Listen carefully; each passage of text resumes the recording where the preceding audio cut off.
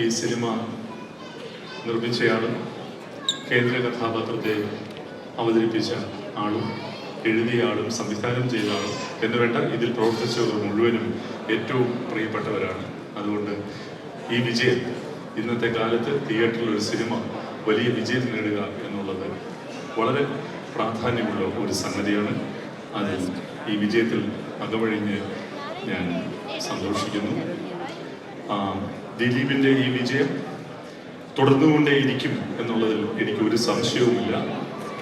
ഈ കഴിഞ്ഞ ദിവസം ഞാൻ ദിലീപ് ഇപ്പോൾ അഭിനയിക്കുന്ന ഭഭഭ എന്ന സിനിമയുടെ സെറ്റിൽ പോയിരുന്നു. ദിലീപും ശ്രീ മോഹൻലാലും ചേർന്നുള്ള ഒരു ഗാന ചിത്രീകരണ രംഗം ഞാൻ അവിടെ കണ്ടു.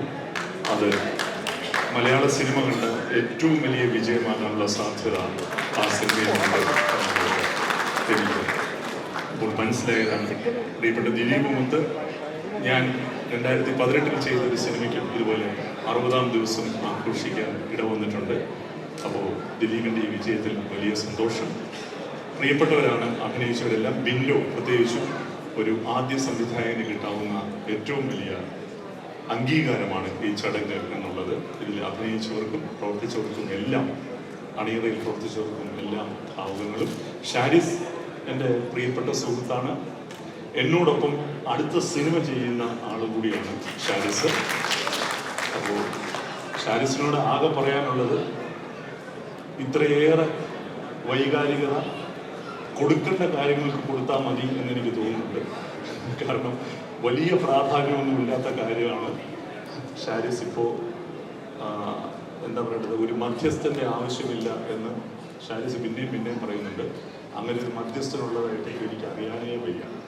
അപ്പോൾ ഒരു മധ്യസ്ഥൻ്റെ ആവശ്യമില്ല എന്ന് പറയേണ്ട കാര്യം പോലും ഇല്ല. അപ്പോൾ കാര്യങ്ങളെ പ്രശ്നം കൂടി നമുക്ക് ലൈറ്റായിട്ട് സമീപിക്കാം എന്ന് തോന്നുന്നു ഈ വിഷയത്തിലെങ്കിലും. അപ്പോൾ എല്ലാവർക്കും എൻ്റെ സ്നേഹം, ആശംസകൾ. ഒരു കാര്യം പറയാൻ മറന്നുപോയി. ലിസ്റ്റിനെ കുറിച്ച് പറയണം. ലിസ്റ്റിനെ കുറിച്ച് പറയാത്തോണ്ടാണ് അവൻ ഓടി വന്നതെന്നാണ് ഞാൻ മനസ്സിലാക്കുന്നത്. ലിസ്റ്റിന്റെ നിങ്ങൾക്ക് പല ക്വാളിറ്റി ലിസ്റ്റിനെ കാണും. ഞാൻ കാണുന്ന ഏറ്റവും വലിയ ലിസ്റ്റിന്റെ ക്വാളിറ്റി എന്ന് പറയുന്നത് വിനയാന്വിതനാണ് ലിസ്റ്റിൻ എന്നുള്ളതാണ്. അദ്ദേഹം പറഞ്ഞു ഒരു ആവറേജ് ബുദ്ധിക്കാരനാണ് എന്ന് ഇവിടെ പറഞ്ഞു. അദ്ദേഹം പറഞ്ഞു മലയാള സിനിമയിൽ ഇന്ന് ജീവിച്ചിരിക്കുന്ന ഏറ്റവും വലിയ ബുദ്ധിമാനാണ് ലിസ്റ്റിൻ എന്നുള്ളത് നമുക്ക് എല്ലാവർക്കും അറിയാവുന്ന ഒരു സംഗതിയാണ്. പിന്നെ അദ്ദേഹം പറഞ്ഞു ഞാൻ ഫെഫ്കയിലാണെങ്കിൽ ഉണ്ണിയേട്ടൻ നിന്നെ ബാൻ ചെയ്തതിന് പറയും. ഫെഫ്കയിൽ അങ്ങനെ ആരെയും ബാൻ ചെയ്യാറില്ല. മലയാള സിനിമയിൽ ആരൊക്കെ പ്രവർത്തിക്കണം എന്നൊക്കെ തീരുമാനിക്കുന്ന പവർ ലോബി ലിസ്റ്റിൻ്റെ ആണ് എന്നുള്ളതാണ് നമുക്കിപ്പോൾ എല്ലാവർക്കും മനസ്സിലായിട്ടുള്ള ഒരു കാര്യം. അപ്പോൾ പ്രിയപ്പെട്ട സുഹൃത്താണ് ലിസ്റ്റിൻ. ട്രാഫിക് ചെയ്യുമ്പോൾ വളരെ ചെറുപ്പക്കാരനായി വന്ന് മലയാള സിനിമയുടെ വ്യാകരണം മാറ്റിയൊരു സിനിമ നിർമ്മിച്ച ആളാണ് ലിസ്റ്റിൻ. വിജയങ്ങൾ തുടർന്നുകൊണ്ടേയിരിക്കട്ടെ. ലിസ്റ്റിനെ പോലുള്ളവർ തുടർച്ചയായി സിനിമ ചെയ്താലേ ഫെഫ്കയിലുള്ള ആളുകൾക്ക് ജോലി കിട്ടുകയുള്ളൂ. വളരെ നന്ദി, സന്തോഷം. അല്ലല്ല, ഞാൻ പറയാനായിട്ട് ഉദ്ദേശിച്ചത്, ഷാരിഫ് പറഞ്ഞത് സിയാദ്ക്കയുടെ പേര് പറഞ്ഞു, ബി കൃഷ്ണനൊക്കെ ഇപ്പൊ ഇവിടെ ഇരിപ്പുണ്ട്. അപ്പോ സംഘടനകളുടെ പേരല്ല ഉദ്ദേശിച്ചത്, ചില റിവ്യൂ കൊടുക്കുന്ന ആളുകളുണ്ട്. അപ്പോ ഞാൻ സംഘടനയുടെ കാര്യമൊന്നുമല്ല. അദ്ദേഹം എൻ്റെ പേരെടുത്ത് പറഞ്ഞ കാര്യം എന്തിനെ കുറിച്ചാണ് എന്നുള്ളത് പൂർണ്ണ ബോധ്യം എനിക്കുണ്ട്. അതിന് അത്രയും വലിയ പ്രാധാന്യം അദ്ദേഹം കൊടുക്കണ്ടെന്ന് മാത്രമേ ഞാൻ പറഞ്ഞു. ഇനി കുഴപ്പമില്ല, എനിക്ക് ഇനി ഒരു പ്രശ്നമില്ല. ഓക്കെ.